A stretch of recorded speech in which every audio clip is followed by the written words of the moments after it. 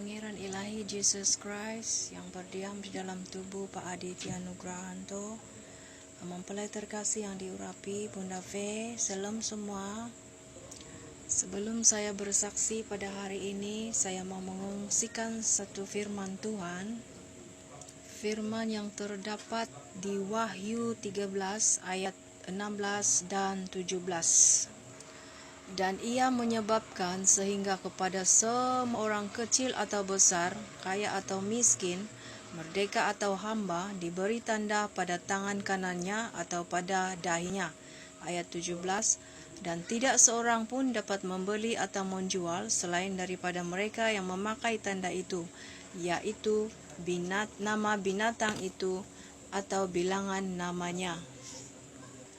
Hari ini Bapak Ibu, saya mahu menyaksikan tentang tanda 66 itu, yaitu cairan yang disuntik itu. Ketika COVID melanda, saya dan suami berada di satu tempat, yaitu menjaga jemaat gereja di sebuah kampung. Suami saya adalah penyampai firman di jemaat itu, atau dengan kata lain, dia adalah gembala jemaat di situ. Yang saya mau sampaikan di sini ialah bagaimana saya dan keluarga menerima cairan itu dan mengapa. Ketika COVID-19 tersebar luas di berbagai tempat, saya dan suami berada di kampung jemaat yang kami layani. Dan cairan 66 itu sudah diwajibkan pemakaiannya. Ramai anak-anak Kristus yang sudah pun menyuntikkan itu di tubuh mereka, termasuk para gembala dan pendeta di seluruh daerah kami. Malah di kampung, di tempat kami melayani juga, sudah membuat temu janji dan tidak kurang yang sudah mengambil dos 1, di mana selepas itu akan menyusul pengambilan dos kedua bagi setiap mereka. Saya dan suami belum membuat sebarang temu janji dengan pihak hospital, walaupun sudah ramai jemaat yang menyarankan kepada kami tempat yang mudah untuk berurusan. Tuhan pernah taruhkan di hati saya suatu keraguan-raguan terhadap cairan ini. Selalu saya teringat tentang Wahyu 13 ayat 16 dan 17 ini. Tetapi saya tidak peka, saya akui saya tidak peka. Lama juga kami bertahan ya Bapak Ibu, kami sebenarnya tidak mahu dengan tanda itu. Sebab nyata sekali ia tidak baik. Ramai yang mati mendadak selepas penerimaan cairan itu. Tetapi ia ditutupi sehingga kejadian itu tidak melekat di hati manusia, orang-orang kampung. Kemudian ada suatu waktu pihak gereja di situ mahu membuka kembali gedung gereja kerana setelah lama ditutup, ya Bapak Ibu, pelayanan kami pada ketika itu hanya melalui kelompok-kelompok sel, yaitu pembahagian kawasan, yaitu grup atau kelompok 1, 2, 3, dan 4. Jadi setiap minggu kami mendatangi tempat itu bergilir-gilir untuk melayani. Ketika gedung gereja mulai mahu dibuka, ahli jawatan tertinggi gereja jemaat itu mendatangi suami saya dan bertanyakan apakah kami sekeluarga sudah menerima cairan itu. Suami saya jawab belum. Kata mereka, buatlah temu janji untuk dapatkan cairan itu kerana gedung gereja akan dibuka dan sebagai gembala jemaat mereka mewajibkan kami menerima itu. Saya sempat berfikir mahu meninggal suami saya. Tidak mahu melayani di gedung gereja itu lagi, tetapi niat itu tidak kesampaian. Saya pernah berdoa dengan Bapa tentang tanda itu sebelum kami mengambilnya. Bapa, saya bilang, jika ini tidak baik, buatlah sesuatu supaya saya tidak pergi dan tidak jadi mengambilnya. Tetapi saya buta tuli, saya tidak peka. Bukankah saya tidak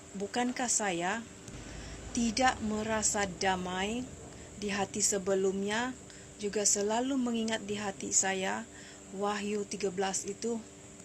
Saya malah bertanya kepada manusia. Saya bilang, ada microchip kah itu? Dia jawab, tiada. Lagipun hamba Tuhan si Anu, bilangnya yang terkenal di Indonesia itu ya Bapak Ibu, katanya dia sudah menerima cairan itu dan cairan itu tiada apa-apa, tiada microchip. Saya salah tempat bertanya ya Bapak Ibu. Jadi saya dan suami pun jalan mengambil suntikan dos 1 dan 2 minggu kemudian dos 2. Tapi Bapak Ibu, saya tidak pernah merasa damai dengan suntikan ini walaupun saya sudah mengambilnya. Ramai yang posting-posting gambar di Facebook, di status dengan ucapan kata mereka, semoga baik-baik sahaja, saya sudah mengambil dos 1 dan 2, Anda bila lagi? Saya tidak pernah bangga dengan suntikan ini Bapak Ibu. Kalian boleh cek di FB saya atau mana-mana halaman sosial yang saya ada. Tidak ada satu keping gambar pun saya posting sebagai kenangan. Malah gambar yang saya sempat ambil pada ketika itu, semuanya sudah saya delete. Saya juga tidak pernah menyarankan kepada jemaat tempat kami melayani untuk penerimaan tanda itu.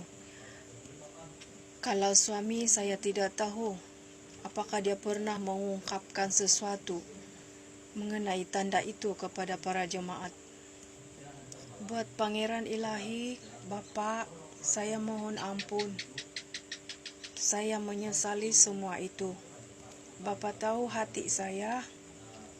Bapak tahu apa yang saya jalani, saya tempuhi untuk berbalik kepada Bapak. Semua itu tidak mudah bagi saya selepas penerimaan tanda itu. Terima kasih ya Bapak, saya masih di sini pun semuanya atas kasih anugerah dari Bapak. Buat Bapak Ibu di seluruh dunia, ketahuilah Roh Tuhan Yesus sudah di dunia dalam diri Pak Aditya Nugrahanto. Jika Bapak Ibu adalah penerima tanda itu seperti saya, bertaubatlah. Ibu-ibu, engkau yang penyayang dan penuh kasih, yang selalu menjagai seisi keluargamu, bawalah anak suamimu dalam pertaubatan, berpuasa, berdoalah, dan bacalah firman. Mohonlah keampunan kepada Tuhan Yesus Kristus. Hanya darahnya dapat mentahirkan darahmu.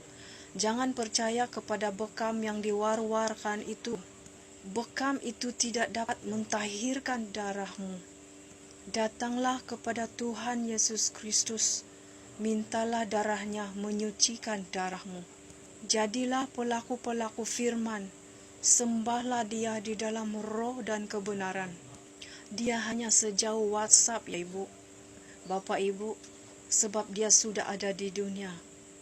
Sampai di sini dulu kesaksian saya. Saya akan saksikan kepada semua jalan-jalan pertaubatan saya menuju salib Kristus kepada cahaya kasih anugerahnya yang ajaib. Salam kasih, salam damai di dalam nama Yesus Kristus. Shalom Elohim, Shalom Elohim. Haleluya, haleluya, amin, amin, amin.